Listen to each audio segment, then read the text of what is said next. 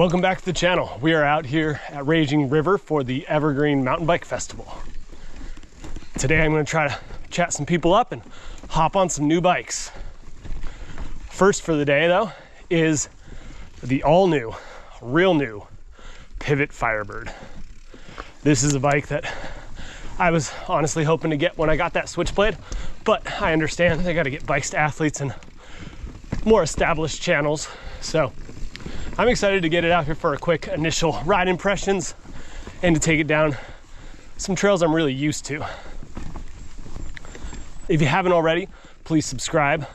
We're growing quick and we got to hit that 10K mark soon. So any help is greatly appreciated. If you need anything for yourself or your ride, check out Jensen USA. You can pick up one of these new Pivot Firebirds or that Switchblade or the Trailcat LT, which now that was a super fun bike. So yeah, check out the affiliate links in the description below.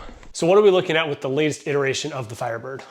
Well, not a lot has changed, but what has seems to really have been thought out. First off, you can now run it mullet. It's gotten longer and slacker, but the reach is actually reined in slightly. There's a welcome increase to the stack, and the rear end hasn't only been lengthened, but also shortened with the new swinger dropout system. So now you not only have a size-specific chainstay, but also an adjustable chainstay. I won't bore you with the details of the head tube, but just know if you like to tinker, the new head tube allows for angle and reach changes. You still get the geometry flip chip, but now there is also a flip chip for progression. And like the Trailcat, you have the tool shed in-frame storage. I'm 5'11" and 170 pounds, riding the size large, set up long, low, and with the progression flip chip set up linear. So let's get into how this bad boy climbs. I've already done a pretty good size climb, really nice meandering, smooth single track, some steep road, and then finally hit some more techie single track, which we'll show here. And, well, I'm not sure what the whole geometry of this bike is.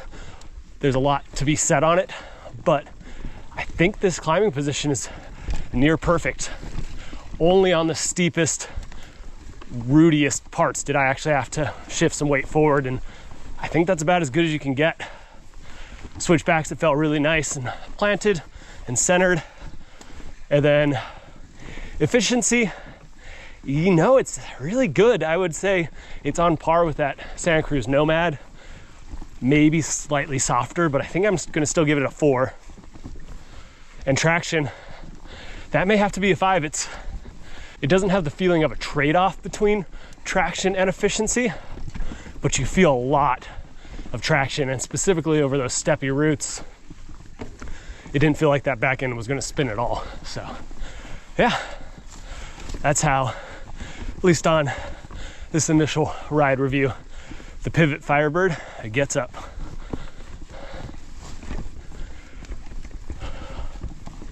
Man, it is just about a perfect day out here. The dirt is amazing. You can see just that little bit of moisture below the top layer, and it feels perfect. The temperature is also super good. I started in a short sleeve and thought I may be chilly, but no, it's good. A little bit overcast today. Last year for this event, it was blazing. And this area, especially where the pivot grounds up or where the event grounds are, is just very exposed to the sun. Generally in the shade, it's not too bad, but really glad to have this weather. It's hard to ride a lot of bikes if you're feeling too hot. So,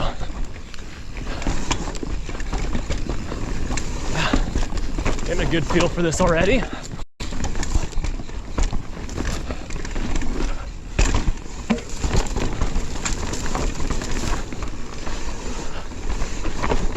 Descending is where this bike should perform, so let's see how it does. This trail is quite steep. May not look it on camera, but whew.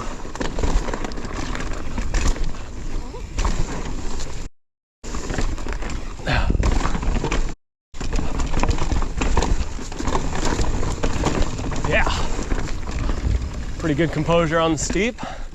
Front end seems nice and high, similar to that Switchblade, which is welcome.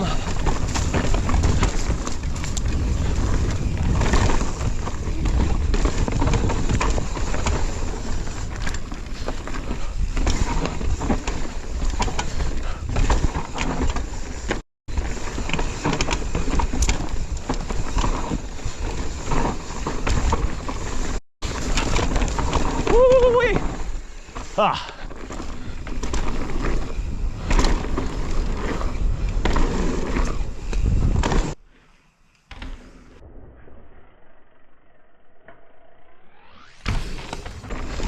All right, well, let's see how this thing jumps. Oh, that landing has been worked on.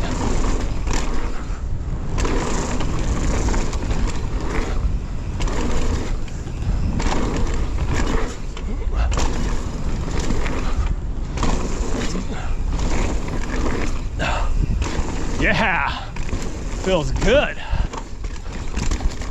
There's a new, still never done this, so let's see how it does. I got the feeling it may just come back in, which looks like what it does. Oh yeah. Fresh work there too.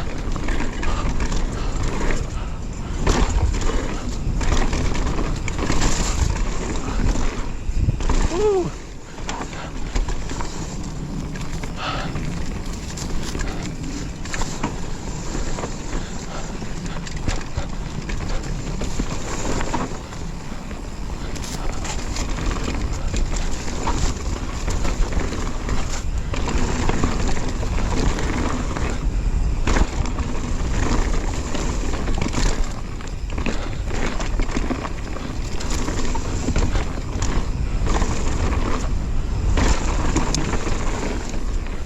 Some more jumps, because, you know, why not?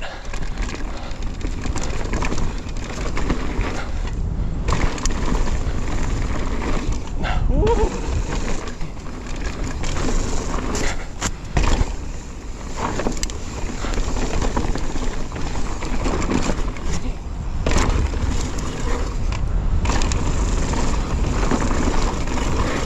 Yeah, love that.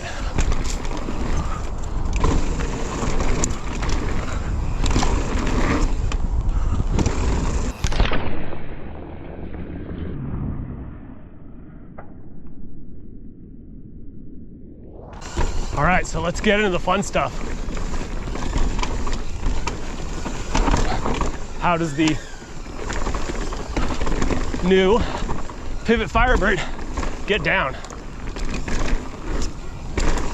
Well, it's pretty sweet.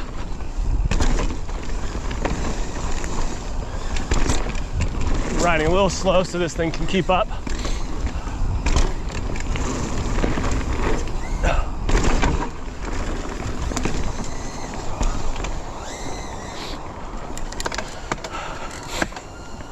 This, for a new bike, kind of rides in the middle of some of the bikes that I really like. It reminds me more of the Nomad Mega Tower and the Evil Insurgent even than, let's say, the Rocky Mountain Altitude or Forbidden Dreadnought. It's more maneuverable, doesn't feel as big. All right, so back to how it goes. Like I was saying, it fits somewhere in the middle and has traction almost more like one of those longer, chunkier bikes, but doesn't feel as slow.